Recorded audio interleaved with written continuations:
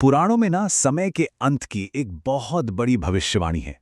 एक ऐसे अवतार की कहानी जो तब आएगा जब अंधकार अपने चरम पर होगा और वो एक नई रोशनी लेकर आएगा। आज हम भगवान विष्णु के उसी 10वें और अंतिम अवतार कल्कि की गाथा को समझने की कोशिश करेंगे। ये जो लाइन है ना, ये सिर्फ किसी पुरानी किताब का एक पन्ना नहीं है। ये हमारे आज के समय का, हमारी दुनिया का एक आईना है। क्योंकि पुराणों के हिसाब से हम सब उसी अंधकार के युग में जी रहे हैं जिसे कलयुग कहा गया है।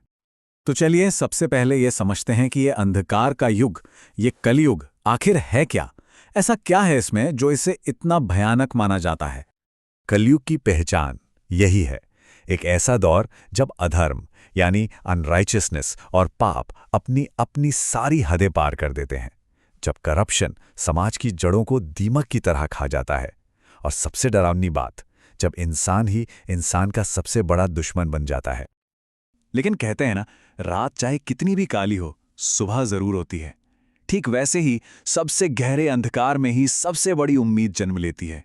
हमारे शास्त्र सिर्फ अंत की, डिस्ट्रक्शन की बात नहीं करते, वो एक सेवियर के आने का और एक बिल्कुल नई शुरुआत का वादा भी करते हैं। तो ये सेवियर, ये उद्धारकर्ता आखिर कौन है? यही है वो प्रोफेसी जो कल्कि के बारे में है। चलिए अब हम भगवान विष्णु के 10वें और अंतिम अवतार से जुड़ी भविष्यवाणियों की गहराइयों में उतरते हैं और जानते हैं कि आखिर ये कहानी है क्या।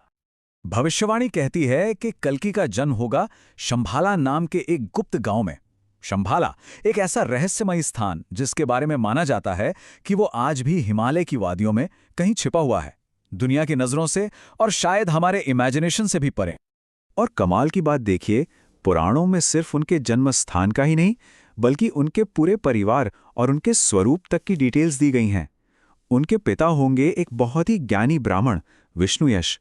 उनकी माता का नाम होगा सुमति। वो देवदत्त नाम के एक सफेद घोड़े पर सवार होकर आएंगे और उनके हाथ में होगी एक दिव्य चमकती हुई तलवार, बुराई का सर्वनाश करने के लिए। और इस महान मिशन पर कल्कि अकेले नहीं होंगे। नहीं, उनका मार्गदर्शन करने के लिए, उन्हें ट्रेन करने के लिए स्वयं चिरंजीवी परशुराम होंगे। वही परशुराम जो उन्हें युद्ध और शास्त्रों दोनों कलाओं में माहिर बनाएंगे, ताकि वो अपने उस अंतिम उद्देश्य के लिए पूरी तरह से तैयार हो सकें। तो आखिर दुनिया में हालात इतने खराब कैसे हो जाएंगे कि कल्कि को आना पड़ेगा? उनका मिशन, उसका असली स्केल क्या होगा? चलिए अब इसे समझते हैं। पुराणों के अनुसार जब कल्कि का आगमन होगा, तब दुनिया अपनी सबसे बुरी हालत में होगी। जो शासक होंगे, जो लीडर्स होंगे, वही चोर और अत्याचारी बन जाएंगे।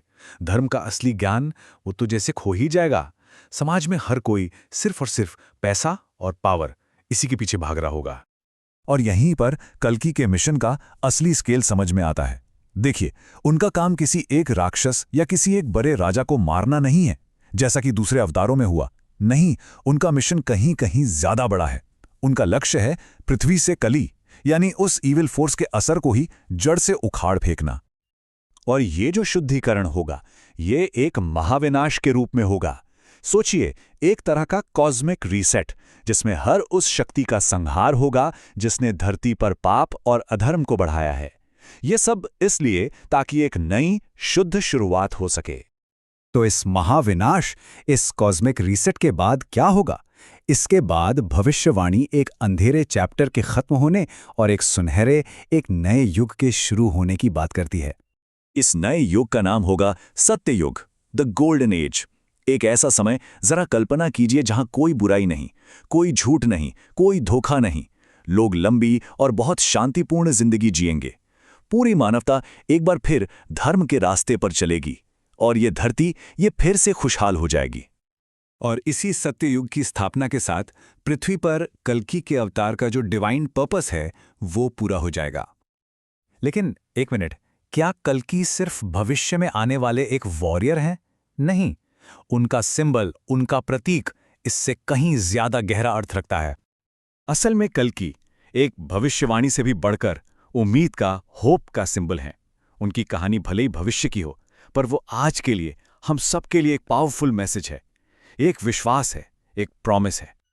और वो प्रॉमिस क्या है? यही कि अंधेरा चाहे कितना भी घना क्यों ना हो जाए, जीत हमेशा रोशनी की, सच की और धर्म की ही होगी। यही यही वो अटूट विश्वास है जो कल्कि की प्रोफेसी के दिल में बसता है। और ये पूरी भविष्यवाणी हिंदू कॉस्मोलॉजी के समय के चक्र यानी व्हील ऑफ टाइम के कॉन्सेप्ट का सबसे बड़ा सबूत है। ये हमें याद दिलाता है कि टाइम एक सीधी लकीर नहीं है, ये एक सर्कल है जिसमें क्रिएशन है, डिस्ट्रक्शन है और फिर रिन्यूअल है। हर अंत अपने साथ एक नई शुरुआत लेकर आता है। तो कल्कि की ये पूरी गाथा हमें एक बहुत गहरे फिलोसॉफिकल सवाल के साथ छोड़ जाती है, और वो सवाल ये है कि क्या वाकई हर अंत के बाद एक नई शुरुआत निश्चित है? इस पर सोचेगा जरूर।